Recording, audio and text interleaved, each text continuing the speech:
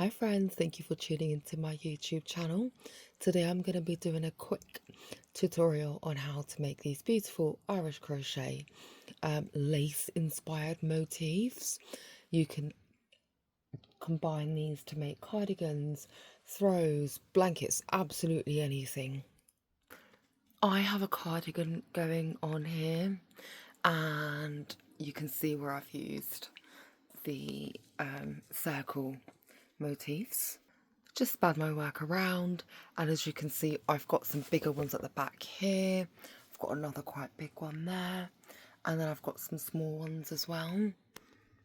So let's go ahead and start. I'm using a 2.5mm crochet hook and some yarn here. Your hook size will absolutely vary on the thickness of your yarn. I am actually using thread that I've combined, as you can see here. So I've got about 4 strands of thread joint combined together, and that's what I'm making my cardigan out of. So what we're going to do is we're going to go ahead, take your 2 fingers, wrap the yarn around your fingers, not too tight or you won't be able to get it off. Wrap it about 5 times. And I'm just going to stop there. Take the yarn off of your fingers and just hold it like that. Nice and taut. You don't want to let go of this bit here under my thumb.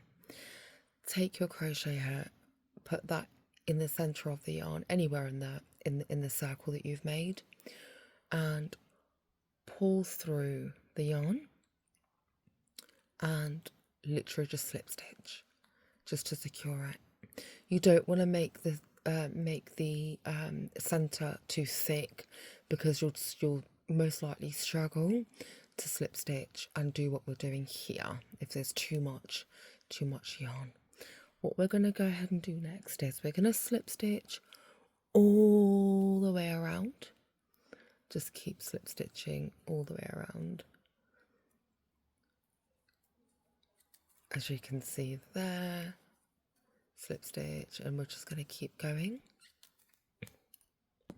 I am nearing the end here, and I'm going to just go ahead and continue to slip stitch. Now, the center of the circle, it completely depends on what kind of size you're going for. You can go ahead and wrap the yarn around your around one finger if you want to go for a smaller motif. I'm going for like a medium-sized one here.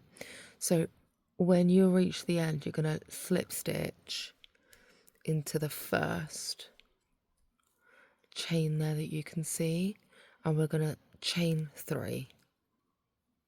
There we go. Double crochet into the second chain space that you can see, and you should have like a gap about that size. What we're going to do now is we're going to pick up some yarn from the back, and we're going to go ahead and puff stitch in this space here. So I've picked up yarn, and I'm going to pick up some yarn from the back. 1, pick up yarn again from the back, go through that space again. 2, do the same thing. I'm going to do about 4 to make this puff stitch, and then I've got loads and loads and loads of strands on here, and I've pulled through 4 times. Pick up yarn and pull all of that through. You've got your first puff stitch. Chain 1, and again skip the next chain space, go into the next chain space, double crochet, and we're going to do the same thing again. So 1, 2, 3, 4, pull through, chain 1 to secure it. We're going to continue that literally all the way around. So 1, 2, 3, 4, pull through, chain 1. Now, friends, what I would recommend is leave a chain space, because your work, it's gonna go, if you chain space, in the next chain space, all the way around. Your work's going to be really flimsy. It's going to end up looking like a hat because there's going to be too much going on. Right, friends, I have made this progress so far, and I'm going to go ahead and put one more in here, one more puff stitch in that space there. So double crochet, 1, 2, 3, 4, close that space, chain 1. We're going to slip stitch into that first space there that we made.